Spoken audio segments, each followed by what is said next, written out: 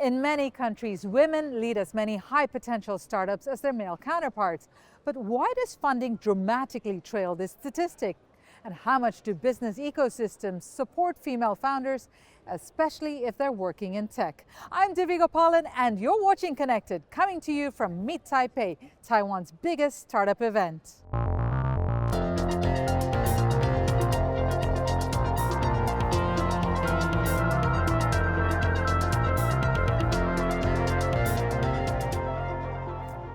To understand what it takes for female tech entrepreneurs to thrive, how they can take their startups across borders, and for guidance for all startups looking to expand their markets, we are joined by Revital Shpangental, who's the founder and chair of Anemone Ventures, a management consulting firm that specializes in helping technology companies expand into Asian markets. And she's also a partner at Unitio.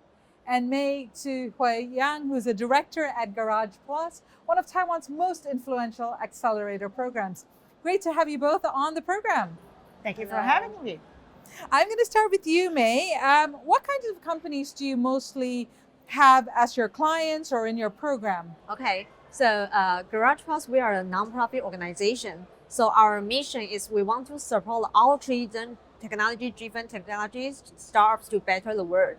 So basically, our startups, you need to have the technology oriented, and you can in very diverse industry like AI or healthcare, robotics, IoT. Yeah, but you need to have the deep tech oriented. Yeah, and our portfolio now we have supported over like 600 startups. Half of them are from Taiwan, but half of them are from the overseas. Yeah, so basically in our network, we have supported the startups around the world. Revital, you wear many hats, including being a triathlete, but we'll get to that later. Before we do that, can you just explain what it is that you do and fundamentally what your service is for entrepreneurs? Yes, so throughout my time here in Taiwan, which is over 20 years in Taiwan, but with Anemone Ventures, the company was established 16 years ago, and now also with the partnerships with Unitio, the main business essence of it is supporting tech SMEs build alliance and partnerships with Taiwanese tech companies. Most of the SMEs are beyond the startup level and are already offering some sort of products or services to the big tech corporate corporations here in Taiwan. All right, so one of the themes I wanted to talk about, since both of you are helping a lot of entrepreneurs and both of you have a very unique perspective as being women in this industry, is the business different or the business environment here different for male and female founders? Or what is the biggest difference that you would say that you've observed, May, for male and female entrepreneurs?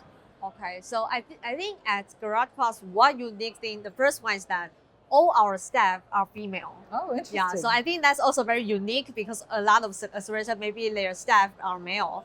And the second thing we observe that the female founders, they have very good communication skills. Yeah, and they are very coachable. I think coachable is very important, especially if we want to introduce the startups to the investor. Actually, investor will also observe this character. Yeah, and the third one is I think the female founders, they can put into others' shoes. Yeah, so I think these three characters is the most one that we observe. And I think it's very good benefit for the founders. Yeah, so I want to dig into all of those points you made. But before I do that, Revital, what are your thoughts? Is the business environment in Taiwan different for male and female founders? And do you think female founders have different challenges to face than their male counterparts? In general, I think that business is gender blind. So either you are successful or not, it doesn't matter if you're a male or female. Perhaps in Taiwan, there's actually better business environment for female if you compare to other Asian countries like Japan and Korea. At the same time, the level of female participation within the startups and SMEs is still approximately 20%, which is much lower than what it should be, and also compared to other global markets. So there is a need to further develop female entrepreneurship and to give them the right environment. But that is a whole kind of factors that still need to be promoted here in Taiwan. May, there's something you wanted to I would add like to to this? add on. Yeah, so because GaragePlus, we also run an educational program, the entrepreneurship educational program for over 20 years. And last year, the female student, the participation is 52%, which is exceed the male student. And this year, the female student, they participate in our entrepreneur educational program is 62%. Yeah, so you can find even now the university students, actually the female, they are more active in joining the entrepreneur competition or program than male. Interesting. I want to add on that. While female participation in higher education, for example, is higher than men here in Taiwan, it is still low in STEM, in any kind of STEM topics. And within the STEM topics, it's only 30% participation going towards the life science and less to engineering. If you look at engineering participation, it's around 10%. And that is the core in terms of imparity when you talk about participation in tech startups, and also in tech leadership positions. I'm so glad you brought up the idea of leadership positions. So, and this is a question to both of you. So, May, when an entrepreneur comes to you, what kind of leadership qualities do you look for? Actually, when GaragePlus, we are seeing the portfolios, we won't say, okay, the founder is female or male. But I think the coachable is the first thing, and the second thing is that the execution ability is very, very important. Mm-hmm. Yeah. Can you explain? Yeah. For example, the team say, okay, I want to figure out is this market is what I want, and I don't have the engineer to build the product. Then we will say, okay, but now there has a lot of AI tools. So you can leverage the AI tools to build the product. But sometimes the founder just say, okay, maybe I need to find someone else to help me to build the product. But if the entrepreneur, he has very good execution, he will start doing that. Yeah. So I think the execution is very important key to see whether this entrepreneur, they can just still go forward. Yeah. To a certain extent, problem solving. Yeah. Yes. So, same question to you. And I come from the standpoint where I work with a lot of, especially recent graduates, both male and female. And I find with a lot of our female graduates, there's a reluctance to put themselves in roles where they possibly could fail, or they feel like they don't have all the skill set. But very different attitude from our male graduates who believe that, or often feel like they can throw themselves into almost any task you give them. Do you find this kind of attitude, or perhaps character within the entrepreneurial society, or differences? Yeah, absolutely. I mean, women tend to be more reserved and more conservative in their fact bringing, in their presentation. And that can be seen or perceived as lack of confidence, wrongly though. And men usually they are more upfront. They would sometimes sell the moon, but in fact they have like no army behind. So in this regards, I just want to also echo what May is saying. The most important is not the gender. The most important is the leadership. What is the knowledge in the domain that they are focusing on? Can they execute and build a team around them to add the whatever knowledge and abilities that they don't have? Can they follow through their strategy, their plan, and can they have the discipline to go on for the long term? So that, I think, is the main difference, whether regardless of the gender, whether female or male. And I understand you coach also. So how much of your coaching focuses on this, on that problem solving, and making sure that they have the confidence to to go the distance? Well, first I want to say there's a very different kind of mindset between a coach or a mentor and an investor like TaiwanPlus. When you are a coach and a mentor, you are there to facilitate, to encourage, to overcome challenges that the entrepreneur has. So you give your time, but there's no string attached. But if you're an investor, you constantly challenge, you criticize, and sometimes you make decisions for the founder. So it's kind of very different approach, and any startup and any entrepreneur needs both. A mentor and a coach to help and support, facilitate, be your cheerleader, and an investor to give you the hard time. Very interesting. Okay, I'm gonna put a fact out there. Now, of the nearly 290 billion invested globally by VCs last year, only 2.3% went to all female founder teams. And what's also just as shocking, only 14% went to a team with just one woman. May, why do you think, is there a certain bias that VCs have when it comes to investing on entrepreneur teams? Yeah, I think female founders, maybe they are expect to be perfect, not bold. Yeah, so I think that is the stereotype from the VCs, and maybe that image will just bias their decision. Yeah, so that's my observation. From your observation, what can you add to this? Yeah, there's several factors, okay? The first one, because female tend to be, in their presentation, in their pitch, reserved and conservative, that may look as a lack of confidence. Investor are less convinced and will give their money to the male entrepreneurs. Okay, so this could be one reason. Another reason is the sheer number. Percentage-wise, most likely there are more entrepreneurs that are men that are putting themselves up front. So percentage-wise, it could be just there are more options that are being brought there, but by male entrepreneurs. Do you think that female founders then pitch differently to their male counterparts? Well, of course, we generalize here. So if we generalize here, yes, I think that female do have different pitching style, and they are more unassuming. Maybe they may be unassuming, more conservative, more reserved in their estimation.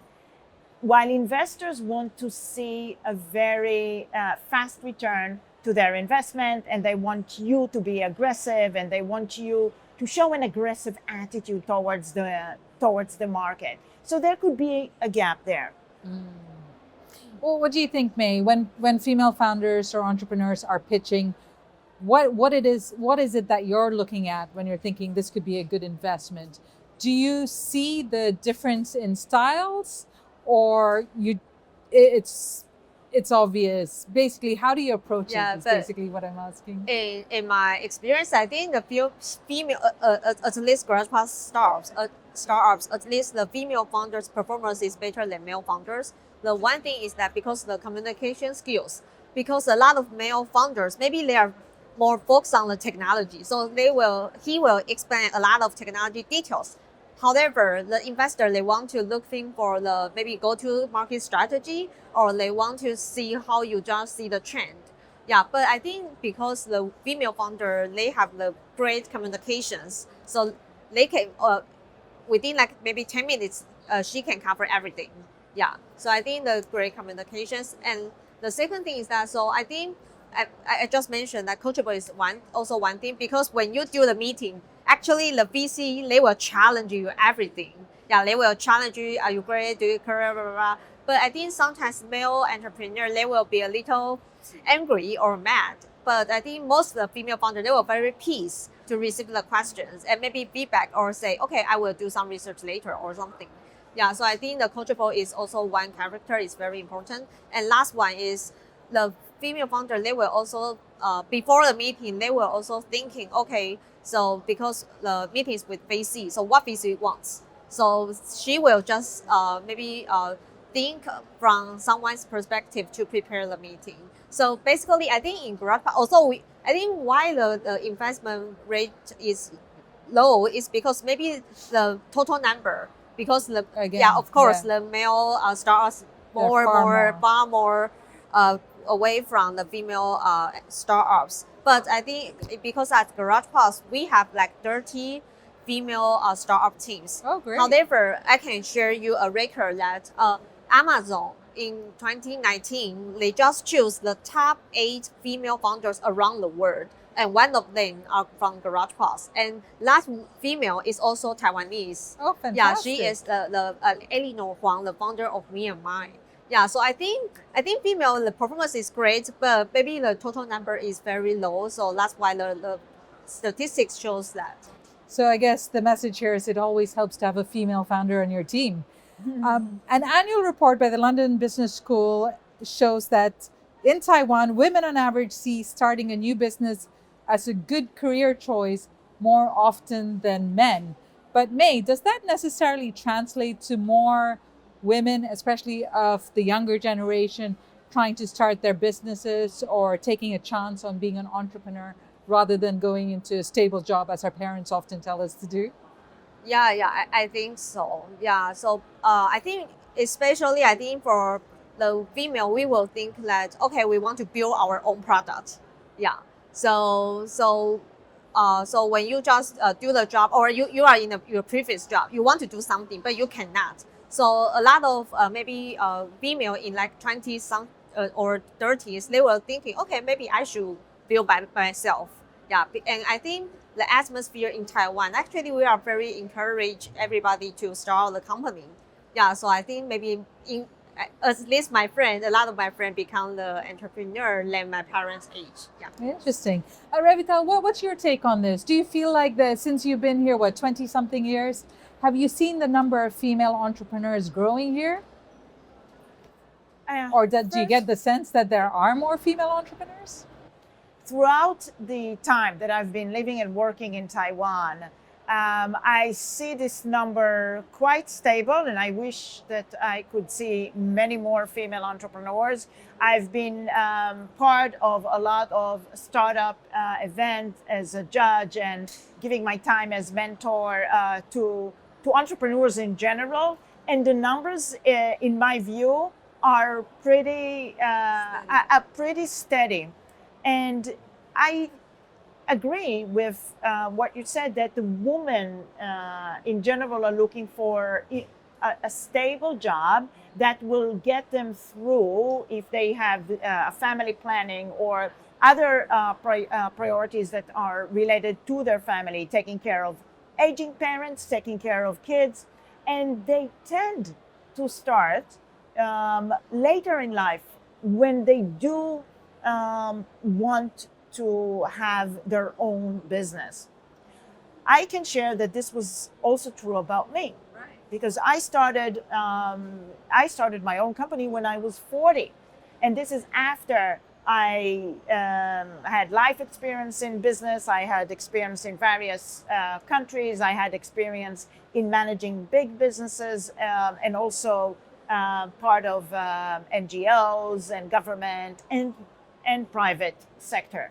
So I also felt that I need more time to learn myself, and also the stability was also important for me to provide this to the family.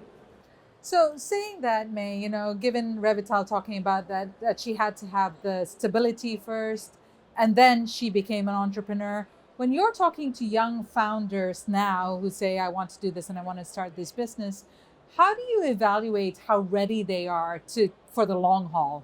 Like they will go the distance, because there are a lot of challenges. Yeah, I think market is always the most important. Yeah, so when we talk, because I think young founders, they are lack of the working experience. So that's why they really need to know what their customer needs. So we will push them to do some like user interview or user test, or even if they are doing B2B business, we will also bring the target audience to talk with them, to let them understand what is the real need. Yeah, so for the young founders, we will push them to understand the market because market is always the first priority.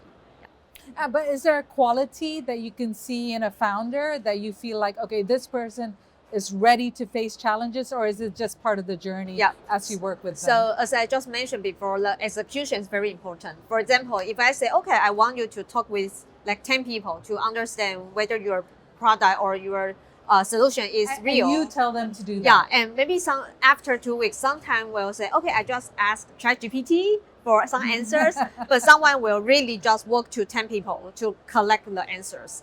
So you will see, okay, so after 2 weeks, you will say who is the real player, who really wants to build their products.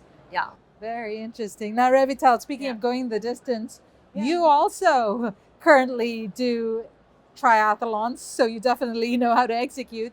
Can you tell us why you've decided to, you've at a later point in your life, decided to start a business and also push yourself to the limit? And what is the takeaways from that you have for entrepreneurs? Actually, I decided to go for triathlons at the same time that I decided to open my company and also have a higher degree and raise kids and all that. You don't do anything by halves, do you? No. And there's a lot of similarities, a lot of parallel line as well between participating in endurance sport and going for races and building your own company. You need to set a big goal, a big target. You need to set sub goals to reach it. And you need to have the discipline to go through your plan, whether it's a business plan, whether it's a training plan. And you need to go through it in a way that is also sustainable for yourself, that you can manage the time. And I discovered that the more I do, then the more I do. And this adds up one to another. But I've learned a lot from training and participating in races, and also how to run a business, and how to take rejections and how to take failures. And you simply you build a power for that, and you build a power through both experiences. Yeah, it's interesting how you brought up how to take failures. May, what is your advice, at Garage Plus with young entrepreneurs when something is not working? Like, is there kind of a process on how to deal with failures, or maybe coming to a point where this journey that they're in, it's not the right path or direction? Yeah, so I think the advice is that I would say it's okay to fail. Yeah, because sometimes maybe you choose this way, but it's not wrong. It's not correct right now. So it's not maybe you are not doing great. It's maybe the timing or a lot of things, a lot of resources, something. Yeah, but it's okay to pivot, or it's okay to you close the startup and then maybe you just have more experience and then start another company. Yeah, but I think for some maybe some founders, they say, okay, this is my baby, so he dare want to give up, but actually maybe it cannot just scale up. Yeah, so I think sometimes the founder will also very suffering. Yeah, so I think it is okay to fail is the one I will provide a suggestion to the founders. You just need to be flexible about it, isn't it? Yeah. Okay, so I'm going to pivot a little bit. Taiwan's official startup white paper last year reported 9,500 startups in the country, with a rapid growth in AI, sustainability, energy, and digital transformation. May, what's interesting here is you've said fewer AI companies than before are choosing to come to Taiwan. Why is that? Okay, so when the overseas startups, they apply for our program, we will have the judge committee for like 25%, and they are all from like CTO from big companies, or CVC head from big companies, or some VC partners. So basically, that judge committee, they will select which technology is Taiwan we are looking for or we are interested. So I think maybe because we do this program for like 10 years, so I think in the previous 5 years, you will see a lot of AI startups, they are selected. But within these 2 or 3 years, you will find a lot of semiconductor, the material science or the hardware company, ESG company. Basically, what Taiwan's Yeah, known for. basically it's what Taiwan are looking for. Yeah. Interesting. So Revital, what are overseas companies looking for in Taiwan? Are there any really hot sectors, building on what May said, and maybe ones that can surprise us? I think that the sectors that foreign entrepreneurs should look in Taiwan should be around new and clean energy, water, agriculture, and healthcare. Why? First, we look at healthcare. Healthcare and well-being, Taiwan has an aging population. If we look at water, while Taiwan has a lot of water compared to Israel, for example, it still has challenges to maintain it. And then energy and new energy, Taiwan needs to change its energy mix. And there's a lot of energy solutions and renewable solutions that should be brought here into Taiwan. So this, and of course the surprising one, may be agriculture's. Taiwan land for agriculture is very limited. And in order to maintain the food security and the independence, Taiwan must secure its agriculture industry. So that's why I feel those four sectors are extremely interesting and important going forward. Now, looking at AI, the AI hot areas are not in Taiwan. Let's face it, it's in the US, it's in China, it's in Europe, in UK. So Taiwan is very hardware centric. So if a foreign startup or SME is looking to Taiwan, they actually can look at these other new sectors as potential for growth. Interesting. All right, we're just about running out of time here. You both have been at Meet Taipei, and you know what you've said is so interesting. I feel like it's an entirely other show that you're setting us up for. I want to ask you, what have you seen at Meet Taipei that's interested you, or you found different from previous years, or that's really caught your attention, May? Yeah, I think Meet Taipei is the biggest startup show in Taiwan. Yeah. And every year there will be a lot of new startups attending the exhibition, especially if you are doing the B2C business. I think that is very suitable for Meet Taipei.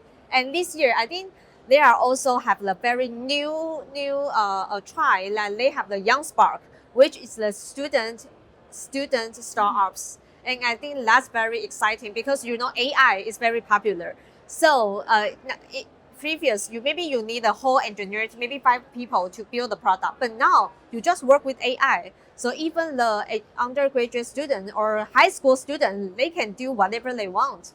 Yeah, so I think Meet Taipei, they just see this trend. So this year they have the Young Spark demo show, and I think that is very great. We'll definitely go get some vision of that. Revital, is there anything that you've noticed this year that's caught your attention? So at the Meet Taipei, I'm always a judge at the Dragon Chambers event, which is happening tomorrow, and that attracts foreign entrepreneurs. It's a stage for foreign entrepreneurs that wish to establish their business here in Taiwan. And I've been a head judge and a dragon for almost 10 years, always at the Meet Taipei event. So the Meet Taipei offers a great platform for all entrepreneurs, and we are very happy to bring the attention to foreign entrepreneurs who see Taiwan as a good business base to actually launch their business in Asia and in the world. So I love this event. I love what we do and the fact that we continue to encourage Taiwanese startups and also foreign startups that come here, and all under this one roof.